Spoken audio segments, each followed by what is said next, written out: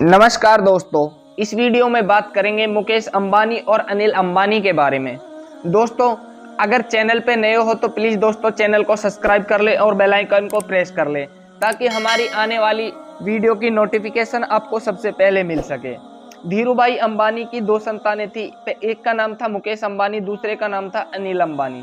2002 में धीरूभाई अंबानी का मृत्यु हो गई। उसके बाद में दोनों भाई के मन में आपस में कशमकश चालू हो गई और 2004 ने मामले को तूल पकड़ी और 2005 में बंटवारा हो गया। जाहिर सी बात है कि दोनों भाई हिस्से के बराबर साझेदार थे। आज फिर ऐसा क्या हुआ, एक भाई अर्श पर और एक भाई फर्श पर। इस वीडियो में आपको मैं बताऊंगा कि अनिल अंबानी की बर्बादी के बारे में। दोस्तों, सीधी सी बात है कि किसी भी घर में जब मुखिया की मृत्यु हो जाती है तो उनके बच्चों की संपत्ति का अधिकार दोनों में विवाद छिड़ना तय है। इतिहास गवाह है। उदाहरण तौर पर महाभारत की लड़ाई, क्योंकि भाइयों में कितना प्यार हो लेकिन एक ना एक दिन दोनों में सबको देखने ही पड़ेगा। राजा हो या रंग, संपत्ति चीज ही ऐसी है, इसके चक्कर में विवाद हो ही जाता है। अगर अंबानी परिवार में भी यही हुआ। आश्चर्य की बात है, 2002 में धीरूभाई अंबानी की मृत्यु हो गई। पश्चात में बड़े भाई मुकेश अंबानी रिलायंस इंडस्ट्रीज के चेयरमैन बने और छोटे भाई अनिल अंबानी मैनेजिंग डायरेक्टर। धीरे धीरे दोनों भाइयों के बीच में तनाव का माहौल बनता रहा। 2004 में इनमें भयंकर रूप से लड़ाई हो गई और 2005 में दोनों भाइयों का बंटवारा हो गया। उस समय उन दोनों भाई की कुल संपत्ति 7 अरब डॉलर थी, लेकिन आज के समय दोनों भाइयों की संपत्ति में जमीन आसमान का फर्क है। बंटवारे के बाद मुकेश अंबानी पेट्रो केमिकल और ऑयल और जैसे गैस कारोबार के दावेदार संभाला। अनिल अंबानी ने टेलीकॉम, कैपिटल, एनर्जी क्षेत्र में कदम रखा। इस तरह दोनों भाई अपनी दिशा में आगे बढ़ते रहे, लेकिन दोनों के बीच में एक करार भी होता है कि वो दोनों आने वाले 5 साल तक एक दूसरे का व्यापार में किसी भी प्रकार का हस्तक्षेप नहीं करेंगे। अर्थात बिजनेस में मुकेश अंबानी के पास उससे अनिल नहीं आएंगे, जो बिजनेस अनिल के पास है उसमें मुकेश अंबानी नहीं आएंगे। एक साल बाद ही 2006 में ऐसा समय आया कि अनिल अंबानी की कुल संपत्ति मुकेश अंबानी से ज्यादा हो गई, लेकिन आज के समय मुकेश अंबानी की कुल संपत्ति 76.5 अरब डॉलर है। अनिल अंबानी की कुल संपत्ति 1 अरब डॉलर से भी कम है। इसी के साथ अरबपतियों की सूची से बाहर भी हो गए हैं। उनके ऊपर कई हजारों का कर्जा भी है। 2007 में मुकेश अंबानी भारत के सबसे अमीर व्यक्ति थे। इस सूची में अनिल अंबानी तीसरे स्थान पर थे। वैसे 2008 में दोनों भाइयों की संपत्ति लगभग एक दूसरे के बराबर ही थी। 2009 में जब पूरी दुनिया में मंदी का दौर गुजर रहा था, उसी समय का शिकार हुई रिलायंस बंधु भी उस मंदी में अक्सर मुकेश अंबानी तो जल्द उबर आ गए थे और अपने बिजनेस को ठर्रे पर लाते हुए आगे बढ़ गए, लेकिन अनिल अंबानी दलदल में धंसे रह गए और उभर नहीं सके। अनिल अंबानी आज दिवालिया होने के कगार पर हैं। इसकी परिस्थिति बन गई कि कहीं उन्हें जेल न जाना पड़ जाए, लेकिन उस परिस्थितियों से फिलहाल बच गए हैं और सूत्रों का कहना है कि उन्हें जेल से जाने में बचने के लिए मदद मुकेश अंबानी ने ही की थी।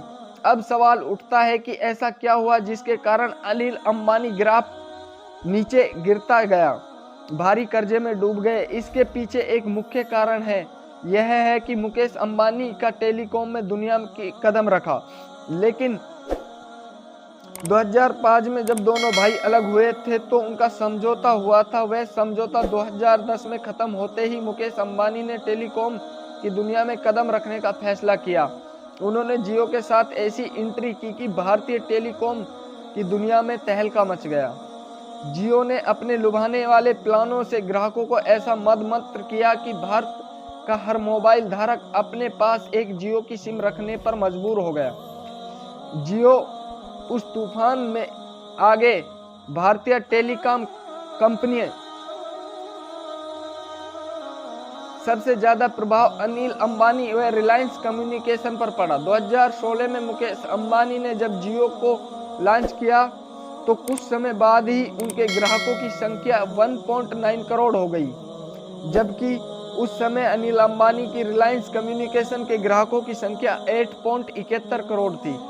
अगर इस समय का ग्राफ देखा जाए तो अनिल अंबानी रिलायंस कम्युनिकेशन का मार्केट शेयर 8% से ज़्यादा है, जबकि मुकेश अंबानी की जियो के पास 1.52% का मार्केट था।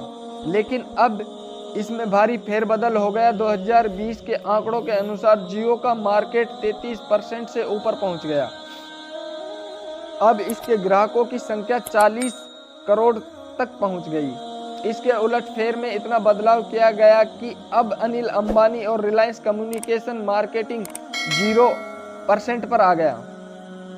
इसके ग्राहकों की संख्या 20,000 के नीचे आ गई। इस तरह बर्बाद हुए अनिल अंबानी टेलीकॉम कंपनी, जिसकी वजह से इनकी अर्थव्यवस्था पूरी तरह चरमरा गई थी। अनिल अंबानी के हाथों में जब विरासत मिली तो दौलत आई। उन्होंने एक बड़ी ही तेजी से अपना साम्राज्य भी बढ़ाना चाहा, जिसकी वजह से उन्हें इंटरप्राइज पावर और अन्य कंपनियों को बढ़ावा दिया। अनिल अंबानी की कंपनी को बड़ा करने के चक्कर में अपना दायरा तो बढ़ा लिया, लेकिन मुनाफा नहीं कमा पाए। कई कंपनियां घाटे का सौदा साबित हुई। इसी कारण से आर्थिक स्थिति बिगड़ गई। परिणाम स्वरूप अनिल अंबानी 1 लाख करोड़ के कर्जे में दब गए। किसी किसी का भाग्य ही जबरदस्त होता है। जैसे कि मुकेश अंबानी जिस भी काम में अपना हाथ डालते उसमें अच्छी कामयाबी मिली, और वहीं अनिल अंबानी ने जिस भी काम में हाथ डाला उसे उनमें नुकसान झेलना पड़ा। फिर भी यूं कह सकते हैं कि मुकेश अंबानी के पास अनिल अंबानी से ज़्यादा अच्छा अनुभव था। फिर उसका काम करने का तरीका अनिल अंबानी से ज़्यादा बेहतर था। खैर कुछ भी हो, लेकिन दुनिया में चमत्कार को ही नमस्कार करती है। अब चमत्कार में चाहे सामने वाला की किस्मत हो या मेहनत, फिर कुछ भी जिसके पास उसी से दुनिया पूछती है आप कैसे हो। आज मुकेश अंबानी भारत के सबसे अमीर इंसान हैं। इनकी काबिलियत ही कही जाएगी। दूसरी तरफ अनिल अंबानी भारी कर्जों में डूबे पड़े हुए हैं, जो कि इनकी नाकामयाबी स्पष्ट करती है। दोस्तों आज की वीडियो में बस इतना ही। मिलते हैं नेक्स्ट वीडियो में, तब तक के लिए नमस्कार दोस्तों।